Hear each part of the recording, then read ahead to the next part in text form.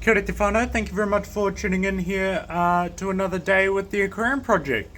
I just am sitting here hanging out with the fisherman jigs, so yeah, that's a good time. What more could you want? What I was going to ask is, not ask, maybe that's the wrong word, but what I was going to say quickly first is if you haven't already, please make sure to like and subscribe and all that good stuff. But yeah, aside from that, I'm gonna just jump on into the main topic for today's video, and what we're going to be talking about today is the Bristlenose Catfish. It's one that I think has a lot of misconceptions around it, so yeah, let's jump right on in, eh? So, just quickly, if you're not aware, this is a Bristlenose there. Well, that's what they look like. There's another one in there, and there's a whole bunch of fry cruising around, but yeah. I'll just kind of go around and I'll put a highlight on the Bristlenoses, but yeah, I'll just kind of show you guys all the fish because it'll be more fun than me talking about it. But yeah, basically a Bristlenose is one that's often referred to as a catfish, but it's not actually a... Nah. So in case you're not aware, this is what a Bristlenose looks like. If you're listening on the podcast, I'm sorry, but you can't see it, but just imagine a Bristlenose, and that's what we're showing you. So yeah, they're often referred to as a pleco, like people say Bristlenose pleco, but they're technically not. But I mean, this is an unpopular opinion that is going to get me cancelled, but basically they're a pleco. Like, for all intents and purposes, they're a pleco. Like, yes, slightly different in that, but not in any sort of earth-shatteringly meaningful way. So yeah, I really wouldn't stress about it. But what we're going to be talking about today is some of the misconceptions around them, how maybe some good ideas on how to care for them, how to breed them, what they need, how to get the most out of them, all that kind of jazz. So yeah, let's get right on into it, eh? The main thing with Bristlenose, I reckon, is that they have this reputation of being like, oh yeah, that's a Bristlenose, that's a super messy fish. They like make so much mess. Like, yes, they clean, but they'll just cause so much more mess than they solve. And sure, I guess that's probably true, but the real thing with them is, I think the end of the day, they're kept in too small of a tank, where their waste is too concentrated. This is something that we talked about in a video a few days ago now, but it is, I think, especially true for the Bristlenose, where like a lot of times, if you look on the computer or something, you'll see people recommend a 20-gallon aquarium, which is like this thing here, about 70 liters, something like that. And a lot of times you'll see people be like, oh yeah, 20-gallon aquarium, that's fine for a Bristlenose. And yeah, space-wise, probably, I'd probably say it's too small, but it's not egregious. Like, I can see the argument there, but what I'll often find is like, I'll see if I can show you an adult. So this is a full adult here. It is obviously tucked behind this rock, so it's a bit hard to judge. But what I've got is like, so if we look at this pen, it's basically the blue bit of this pen. So if we take it to this size here of tank, which is that 20-gallon tank, well, that's quite a big fish for a relatively small tank. Obviously, I wouldn't probably describe it as a small tank, but it's a small enough tank where it would kind of be something I'd think about. So I think their sort of waste generation is really overstated, because it's just they're just usually kept in too small of a tank that ends up over concentrating their waste and making them kind of disproportionately messy compared to, like, a guppy or something. Like, a little fish is going to obviously create a lot less waste than a Bristlenose. So for this reason, I wouldn't really recommend. I'd say it's probably easier to keep a Bristlenose in maybe like a 3-foot 40-gallon tank or above. I would be very hesitant to put them in any smaller kind of an aquarium, just because having enough space for them, having enough water to dilute their waste and all that is a really good thing, and it really helps out with their just general cleanliness in the aquarium and not kind of causing any trouble in that. So yeah, that's kind of what I'd suggest. A lot of people will say they don't really like do much in the way of cleaning. I think they do. I wouldn't say they do enough to, like, I wouldn't get them solely to be a cleaner fish, just because I don't think they do quite enough to really warrant that kind of, investment or taking that step of getting them. because yeah, they just don't quite do that much. Like they do plenty, but I wouldn't say they do quite enough to really warrant that sort of an investment in that situation. So yeah, that's really what I would say. They will also need, like, they do need target feeding is what I was kind of trying to aim at. A lot of people just chuck them in and let them go, and what we often see is we see really skinny ones. If they're on, Facebook or YouTube or whatever, you see a lot of the time you see real skinny ones around, and obviously we don't want that. We want them fat and happy and all that other good stuff. So chucking in catfish tabs and that is a really good idea. Usually the problem with that is when you chuck in... Oh, actually, hold on. I'll go grab some and I'll chuck some in a tank and I'll show you what I mean. So here's this gold bristlenose here in this aquarium. He just likes to hang out in the rocks, but he doesn't know I can see him. But, so this is the aquarium here, and I've got some catfish pellets, like catfish chips in here. And what's going to happen is I'll drop them in, right? Like this, and then they'll sink. And then all the other fish are going to have a go at them, and then it's going to be really difficult for the bristlenose to get them because all the other fish are having a go at them. There's like a lot going on, all that kind of thing. So it's like not really, they don't have as much access to it.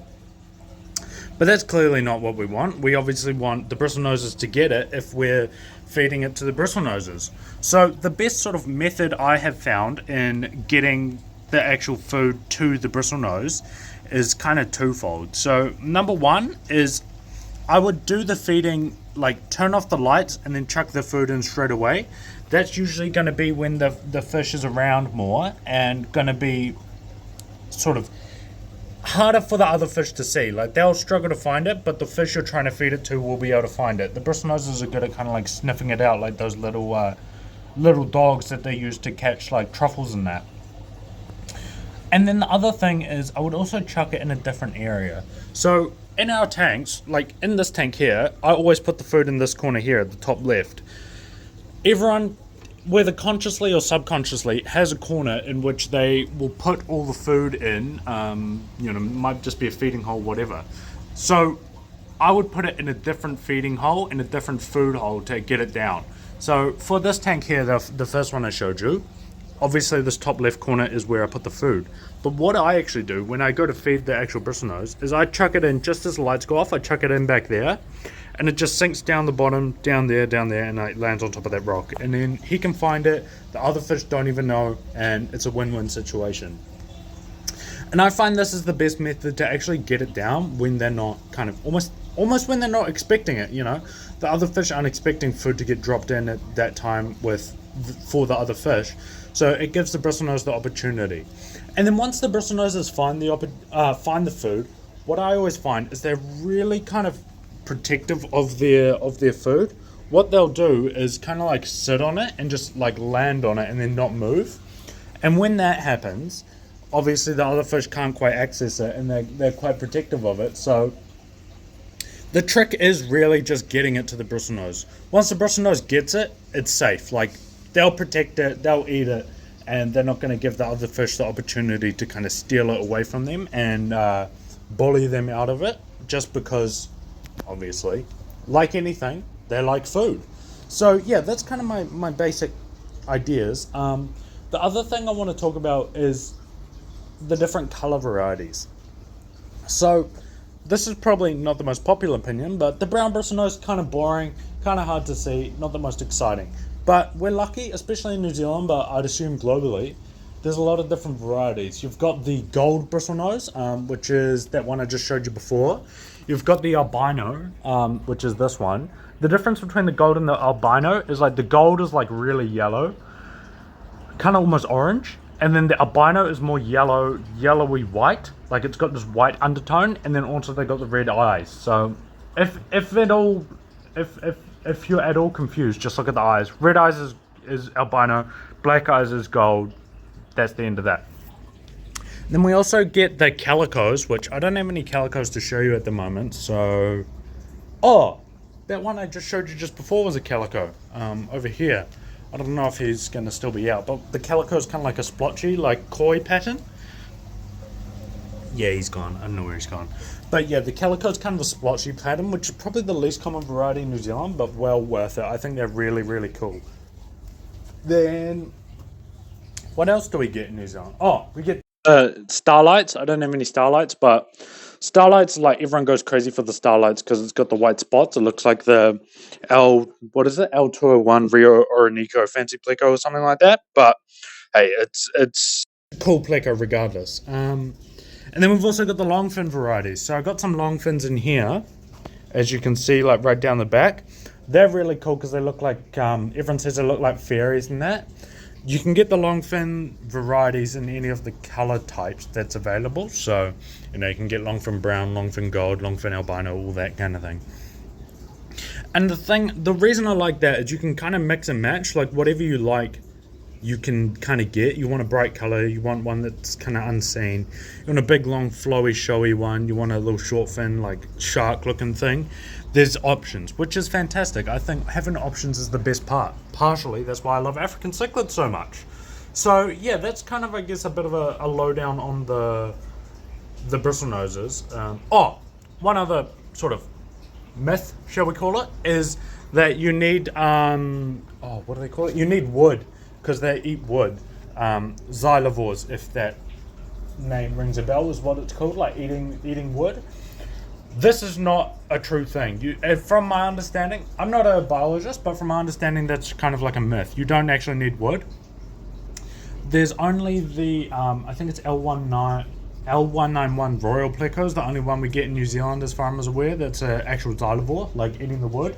The rest, what they do is they chew on the wood, because like if you can see here, there's like little stuff growing on the wood. Like you get your little microalgae, you get little microfauna, bits of stuff gets caught in the cracks. So it looks like they're eating the wood, but they're actually not. So yeah, you don't need the wood, but you do need kind of something, is what I express it as. You wouldn't want to chuck them in a completely bare tank because they're just going to be super stressed. You're not going to get the best out of them. But having some wood or rocks or ornaments or something for them to hide in is a really good idea.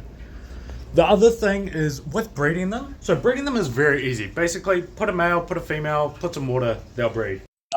Like people say they need caves. They probably do need caves, but I wouldn't say it's 100% strictly necessary. What they'll do is they'll kind of work it out. They'll find a little crack in an ornament, a gap between two rocks. Even I've had them spawn on the substrate before. Like, they probably shouldn't do that. They're not the world's cleverest fish, but, you know, I wouldn't stress. The only thing is you want to make sure that you can move them. Is particularly with brown bristlenoses, is like they'll be the second most traded in fish behind the Crebensis. So for me, it's really hard because we can't move that many of them. I don't know about your area, but for me, gob's a lot more popular and they sell fast as they get surrendered. So at least that's manageable. But that's kind of the thing I'd want to be mindful of, is just make sure you know where you're going to take them, because they are so prolific breeders that it can be unmanageable sometimes. So yeah, I'd love to hear what you guys think about this topic though, because they're obviously one of those fish that is really kind of prevalent in the hobby. What the hell was that? One of the fish jumped. But yeah, they're really prevalent. One of those ones that like everyone's had experience keeping. Not everyone, but most people. So yeah, I'd love to hear your guys' opinions and experiences on them. Because yeah, they are really cool fish and they're really rewarding fish to keep. But they're one that you do have to kind of keep in the right environment, if that makes sense. So yeah, thank you guys very much for tuning in. If you haven't already, please make sure to like and subscribe and smash the bell icon and other things that are good. So yeah, thank you very much. I'll see you in the next one. Bye.